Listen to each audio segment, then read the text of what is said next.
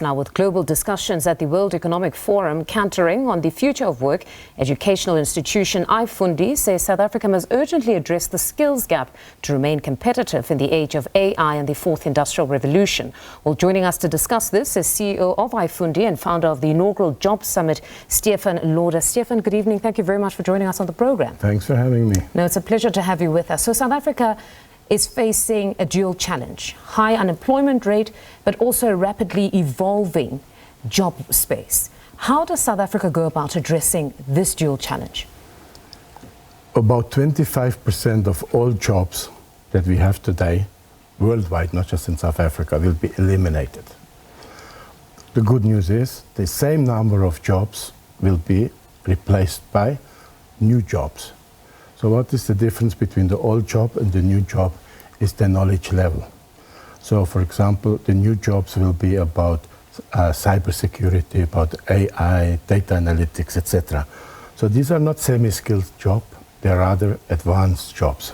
So the challenge we are facing in South Africa, given also the state of our current education system, is how can we help young people transition in the future of work. But the same challenge is also for experienced worker. Some jobs that we know today will disappear. So the question we need to ask ourselves, how can we take our employees and prepare them for tomorrow? Not only in terms of the job security, not only in terms of unemployment consideration for social justice, I would say. I must say that it's quite heartening, because when you started off in saying that the current jobs, most of them will become redundant, but you said there will be an opportunity for new jobs. Because almost the same. I was expecting that you would say there would now be a move to automation and robots, but you're saying there is an opportunity for new jobs, but highly skilled. So at least that deals with the anxiety that many had, that there'll be fewer jobs. You're saying, no, there will be enough jobs, but highly skilled. There will be, so yes. What does government need to do in this respect? Because we cannot stop the technological advancements. We have to move with them. Does it mean an overhaul of the education system, or perhaps reskilling those that are currently in the workforce? I think all of what you said. The jobs of the future require good logical skills, often mathematical skills.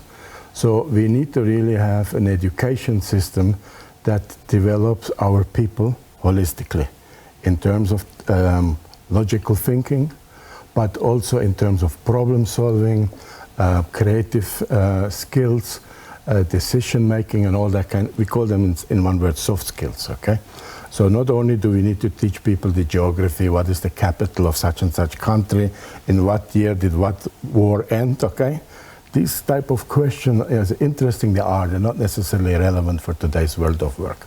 So we need to overhaul the curriculum. I think we need to capacitate our teachers, but also just want to mention a study that inspired me a lot. I saw it this week in Nigeria, done by the World Bank. In a deep rural area, in a disadvantaged area, they used the AI tutor.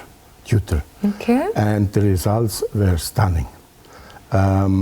The school results, the knowledge levels improved dramatically. So there's in a fast absolutely time. no human element insofar as the teaching aspect of things. Well, there's a tutor available when you say, I don't understand this topic, please help me. Yeah. Or it will say, can you help me prepare for the exam? It's a tutor, okay? And the results were amazing. Particularly, girls did better. So what does have to do with the social development? I do believe AI, in as much as it can be a threat, it can be an uplifting force to bring better education, better, a more easily accessible knowledge. So for example, my personal example is I today have one of the best marketing experts in the world working for me. Okay. You know who's that? ChatGPT. I would never have personally that knowledge base. Yeah. That I feel much more empowered because of ChatGPT. It's not just Stefan. I think every worker out there, everybody, every student. But does it not create passive learners? Because this concept also applies to perhaps people who would opt for a documentary, which is great information, versus perhaps reading the history. Because one would say there's an element that is also stimulated in your brain when you read, where you are more active, you're actively involved, you're also creating the images yourself, versus audio, where perhaps you'd be driving and listening to an audio book. that debate with my wife all the time, okay? Yes. I'm an enormous fan of AI, and she talks like you, okay? Yes. I'm on her side, honestly, Okay, even with my children. For example, what is my best teacher? It's WhatsApp. On top of the WhatsApp bar, there is where you can ask questions and then submit it. It goes into AI. So when I have, for example, in preparation for this interview, I just entered the question to say, what was the outcome of the World Economic Forum? Yeah. In 2-3 paragraphs, I get the knowledge. Okay? So constantly in my day-to-day work, I'm using those tools to enrich myself. I used to have minimal knowledge of IT. Yeah. Okay, but today with the help of those tools, I can do amazing work. So I'm aware of people like you because my wife always fills my ears. She says, Stefan, you can't be dogmatic about those things. Yes. Okay, I agree there are limitations. People often talk about ethical risk. Okay, yeah. There are many challenges with essays and exams. We've spoken about this extensively. IFundi is an educational institution. I say we do not, just like Uber disrupted transport, Airbnb disrupted hospitality. AI, that means ChatGPT, Gemini, all those tools are going to disrupt. And now we hear of education. DeepSeek, okay? So I want to say is it's going to disrupt education. So the need, therefore, is whether it's for government, an educational provider like IFundi, or another university. So we need to go with the times. We need to adapt those tools. So, for example, for me personally, the biggest challenge is assessment, you say. Today, ChatGPT can pass the Harvard Law exam. So, in other words, multiple choice question essays are dead. So then we need to ask ourselves, what's the alternative?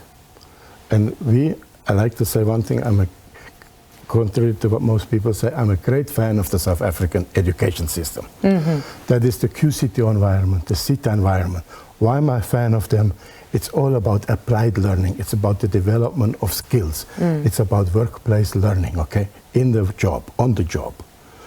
So all this kind of, I do believe that our CETA-SAQA system, okay, has a great foundation to be able to cope in the age of AI, because it's not about rote learning. It's not about memorization. It's not about writing tests. It's about being able to demonstrate. So at an elementary level, though, do you think we would have the necessary funds to introduce AI or 4IR to ensure that 4IR is aligned, or at least its demands are aligned with the education system? Yes, I think, to be frank with you, IFundi has developed its own tutoring system. We have our own mentoring system. We have our own career advisor. We have our own material developer. We're a small organization. We're not operating on multi-million research budgets, okay? So AI can be tweaked. AI can be applied. And obviously, I think government has to come to the party. And not only government, also every organization. I think there is still the readiness of organizations, large institutions, for AI is only in the beginning stages. So government now has to move apace, and most importantly, the message I'm getting from you is that now we all have to embrace that state of constantly learning, because right 100%. Now, all our jobs could possibly be 100%. At risk. I would say only one word. What is the future of learning? Curiosity. All right, Stefan, thank you very much. Unfortunately, we have run out of time. Thank you. Very informative conversation. That's CEO of IFundi and founder of the inaugural Job Summit, Stefan Lauder, there speaking to us about the need for government to move apace in addressing the skills gap, lest we be left behind with the wake or advent of AI, DeepSeek, and the 4IR.